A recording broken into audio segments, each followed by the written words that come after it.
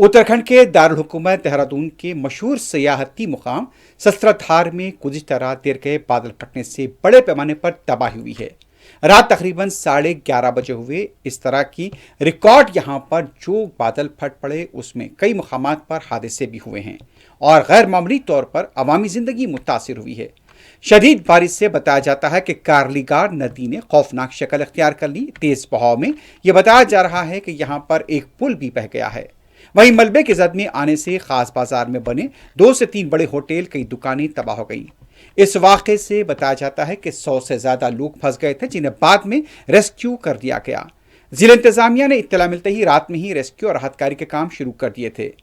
DM Sivan Bansal ने वाक़े की इत्तला मिलते ही खुद कमाल संभाली और मुमकिन महकमों से रब्ता करते हुए फौरी कार्रवाई शुरू की है।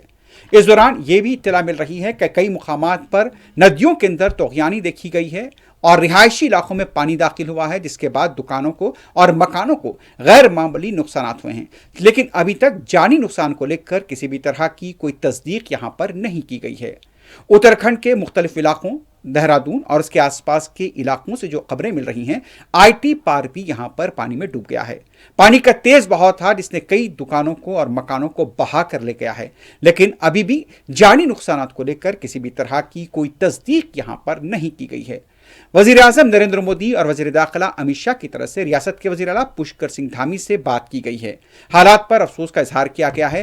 कई गाड़ियां यहां पर मलबे में फंसी हुई पाई गई हैं। दरख्तों के गिरने और बरकी खंभों को भी गैर मामूली नुकसान हुआ है। हर तरफ यहां पर मलबा देखा गया है जो मुतासरा इलाके थे और जगह जगह पानी का तेज बहाव यहां पर देखा जा रहा है।